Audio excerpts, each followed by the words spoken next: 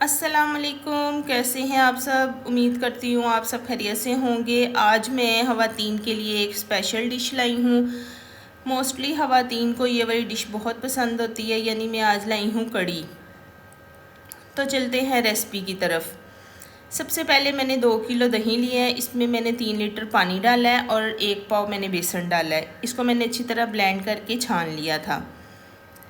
उसके बाद मैंने लिए हैं पकौड़ों के लिए नमक, मिर्चें, हल्दी, सूखा धनिया, ज़ीरा और अजवाइन। नमक मिर्चें आप अपने टेस्ट के मुताबिक डाल सकते हैं। सूखा धनिया 2 टेबल स्पून, ज़ीरा 1 टेबल स्पून और अजवाइन मैंने हाफ़ टेबल स्पून ली है। ये मैंने हरी मिर्चें ली हैं, तकरीबन 12 से 15 हरी मिर्चें चॉप की हैं। 2 अदद मैंने दरमियाने साइज़ के प्याज लिए हैं, इनको मैंने काट लिया था। ये मैंने पालक ली है, क्योंकि पालक के पकोड़े बहुत ही टेस्टी लगते हैं कड़ी में।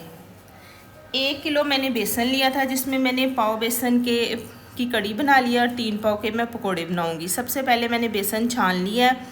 बेसन छानने के बाद मैंने इसमें प्याज डाला है, क्रश की हुई हरी मिर्चें डाली हैं, हरा धनिया डाला है, पालक डाली है। ये स्पाइसेस जो लिए थे, नमक, मिर्चें, हल्दी, ज़ीरा, सूखा धनिया और अजवाइन, ये मैंने डाली है। आलू नहीं मैं डालूँगी पकोड़ों में, क्योंकि जो पकोड़े कड़ी में डलते हैं ना, अगर उसमें आलू डालें तो पकोड़े जो सारे टूट जाते हैं कड़ी के अंदर, इसलिए मैं इसमें आलू नहीं डालूँगी। अब मैंने 1 कप पानी डाल के इसको अच्छी तरह मिक्स करना है। ये देखें, मैं इसको अच्छी तरह मिक्स कर रही हूँ। मैंने ज़्यादा पानी नहीं डालना, क्योंकि प्याज भी पानी छोड़ देता है। मैं 1 कप पानी डाल के इसको अच्छी तरह मिक्स करूँगी। मिक्स करने के बाद मैंने इसको 15 मिनट के लिए छोड़ दिया, ताकि प्याज जो है वो अपना पानी छोड़ दे। अगर मैं पूरा पानी डालती तो ये बेसन पतला हो जाना था। 1 कप पानी डाल के मैंने इसको अच्छी तरह मिक्स करके 15 मिनट के लिए छोड़ दिया था। अब ये देखिए, प्याज काफ़ी हद तक पानी छोड़ चुका है। अब मुझे मज़ीद पानी डालने की ज़रूरत नहीं है और पकोड़ों के लिए ये हमारा बेसन रेडी हो गया है। ये मैं तवे पे कुछ पकोड़े बनाऊंगी, छोटी छोटी टिक्कियों की शक्ल में। ये हार्ट पेशेंट जो हैं, कोलेस्ट्रॉल के मरीज़ जो हैं, वो डीप फ्राई पकोड़े ना यूज़ करें, वो तवे पे थोड़ा ऑयल डाल के पकोड़े बना लें। और ये मैं बना रही हूँ डीप फ्राई पकोड़े। इसमें ऑयल ज़्यादा जज़ब होता है, इसलिए आप जैसे चाहें बनाना चाहें बना सकते हैं। मैंने आपको दोनों तरीके बता दिए हैं। ये टिक्कियों की शक्ल में, ये मैंने तवे पे थोड़ा ऑयल डाल के बनाए थे और ये मैं डीप फ्राई कर रही हूँ। आप अपनी पसंद के मुताबिक जिस तरह चाहें बना सकते हैं। ये देखें, ये मेरे पकोड़े रेडी हो रहे हैं। मैं साथ साथ पकोड़े बना रही हूँ और दूसरी साइड पे मैंने कड़ी रखी हुई है। तकरीबन हमारी कड़ी भी तैयार होने वाली है।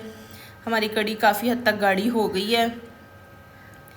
अब मैं इसको उतार दूंगी कड़ी को, और मैं इसका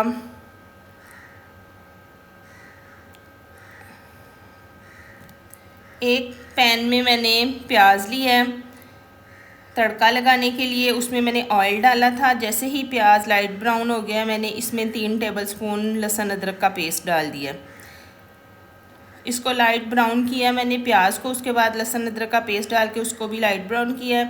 अब ये मैं कड़ी के अंदर तड़का लगाऊंगी इसका। ऊपर से मैं ढक्कन दे दूंगी ताकि इसकी खुशबू कड़ी के अंदर मिक्स हो जाए।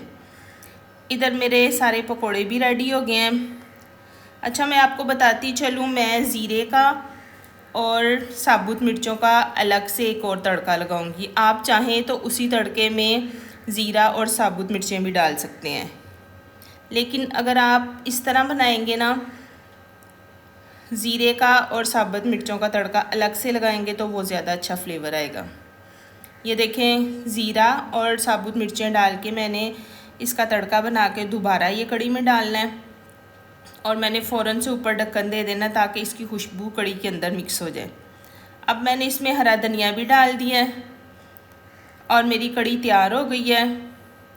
ये देखने में ही बहुत यम्मी लग रही है। मुझे उम्मीद है कि आज सारी लेडीज़ इसको एंजॉय करेंगी। ये देखिए, अब मैं इसमें पकोड़े ऐड करने लगी हूँ। पकोड़े मैंने थोड़े ठंडे करके डाले थे। अगर गरम गरम पकोड़े डालें तो ये कड़ी के अंदर टूट जाते हैं। लें जी, हमारे कड़ी पकोड़ा रेडी हो गया है। आप चाहें आप इसको रोटी के साथ खा सकते हैं, आप चाहे इसको नान के साथ खा सकते हैं, आप चाहें इसको चावलों के साथ खा सकते हैं। कड़ी एक ऐसी डिश है जो हर चीज़ के साथ अच्छी लगती है। बहुत ही डिलीशियस रेसिपी, आप ज़रूर इसको एंजॉय करें। अल्लाह हाफिज़।